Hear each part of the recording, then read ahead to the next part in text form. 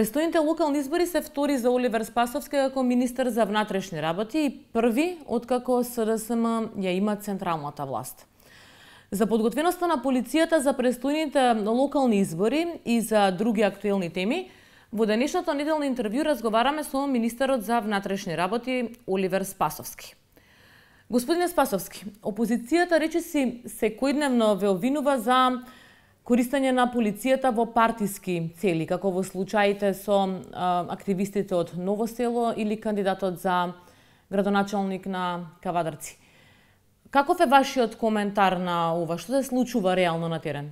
Прво, такви обвинувања ги отфрлам во целост и луѓето кои што Министерство за внатрешни работи си го нарекува МВР, немаат никаков кредибилитет да говорат за тоа дека некој партизира институции на систем или поточно го партизира Министерство за внатрешни работи.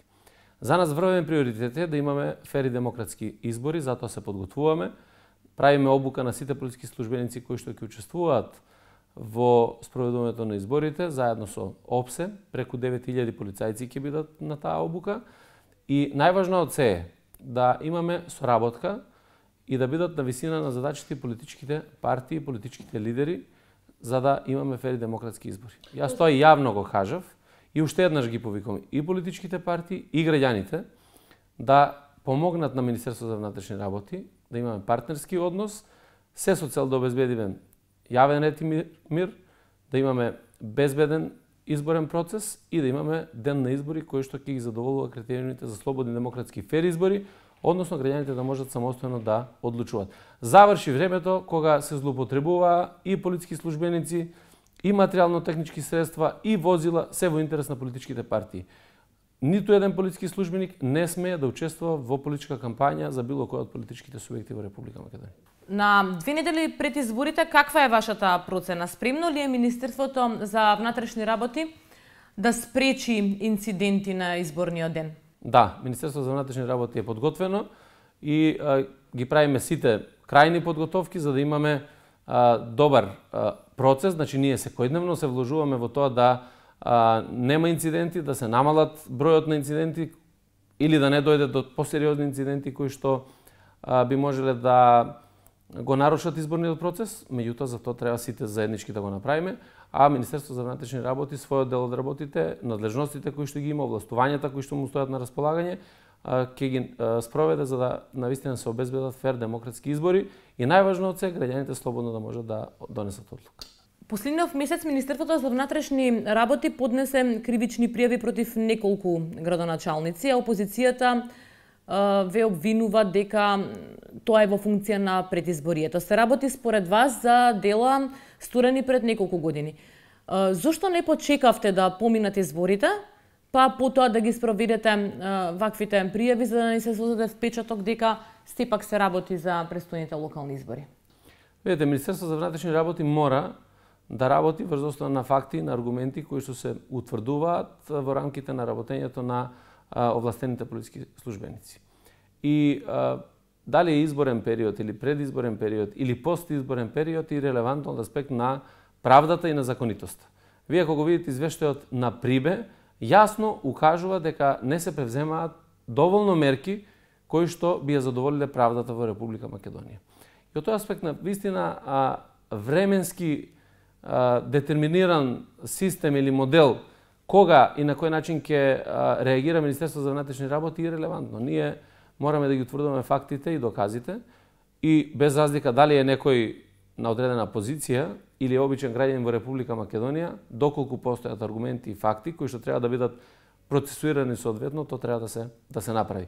Сега се поставува прашањето, зошто тие факти и аргументи биле чувани некаде во фиоки или не биле процесуирани до сега? ВМРО ДПМН тврди дека се работи за политички монтирани случаи, кои што се во функција на предизборието. Видете, ниту ВМРО ДПМН, ниту било која политичка партија, ниту институциите во државата, односно МВР и така натаму, оние кои што не се задолжени за таа работа, не може да кажат дали е тоа тенденциозно, дали е со аргументи или е без аргументи. Министерство за внатрешни работи поседуваат докази кои што ги процесуираме и ги доставуваме до јавното обвинителство на Република Македонија, а тие понатаму преку судските органи ќе се докажуваат сите постапки во рамките на таквите случаи. Министре, новиот директор на Управата за безбедност и контраразузнавање тврди дека во Македонија веќе нема нелегално прислушување. Но од друга страна, во извештајот на Прибе во вториот, има забелешки дека ситуацијата со прислушувањето не е променета. За подсетување, и поранешната министерка Јанкуловска тврдеше дека тие ќе тврдат дека ја прислушуваме цела држава, ние ќе велиме не. Како сега ќе ги убедите јавноста и граѓаните дека во Македонија нема нелегално прислушување?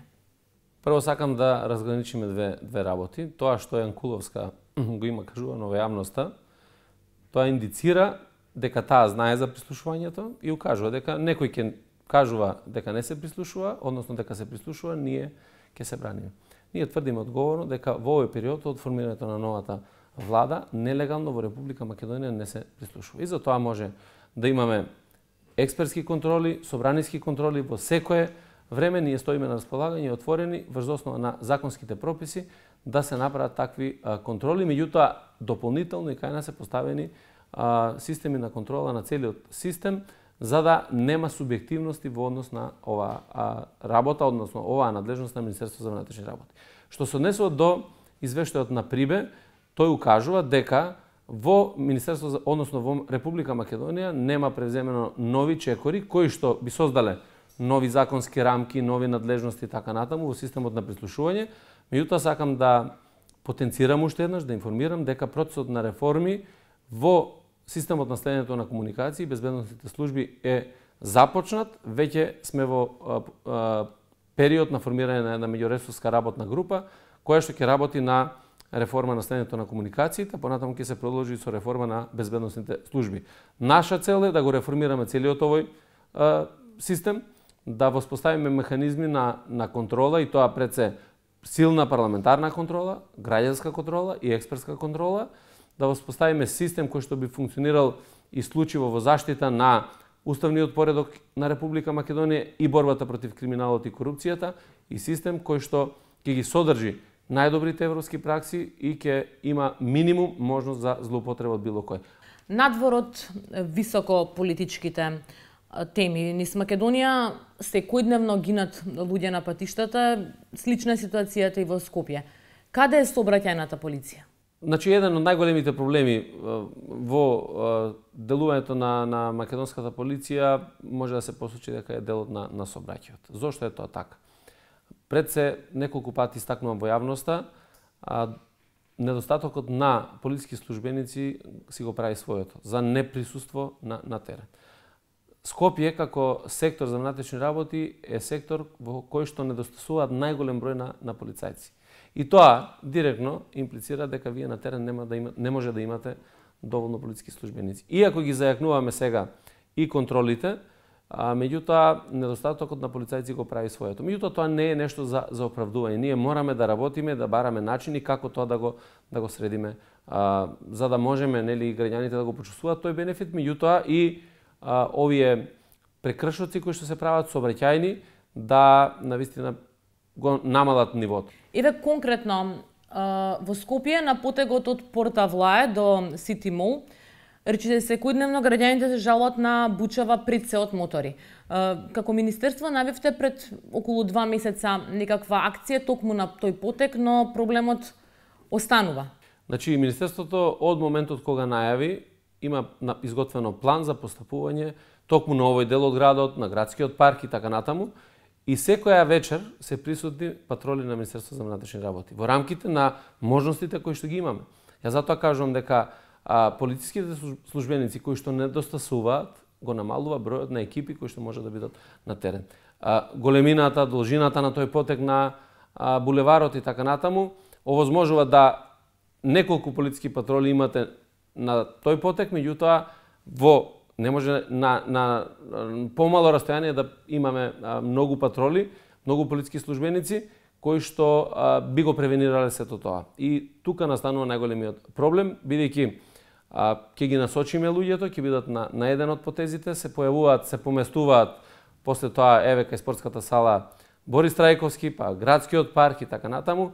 Едноставно, затоа реков, превентивните мерки се многу важни. Сите заеднички колку ќе подигнеме свеста дека со тоа што го правите, загрозувате живот на некого, безбедност, го нарушувате јавниот ред и мир, меѓутоа како и да е, ние продолжуваме понатаму со справување со овој предизвик. И за крај ве прашувам не како министер за внатрешни работи, туку како заменик премиер. Каков е вашиот коментар на обвинувањата за непотизам за генералниот секретар на владата Драги Рашковски? Непотизмот или било каков облик на искористување на позициите не ги прифаќам како човек.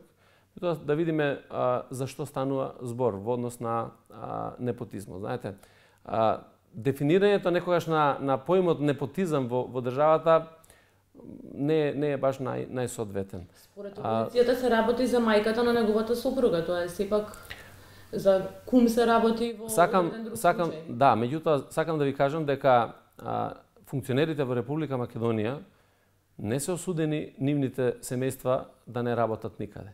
Проблемот во непотизмот е да поставите несоодветно лице кое што ќе искористи вашата близина, роднинска врска и така натаму, за да добие одредена позиција вработување и така натаму.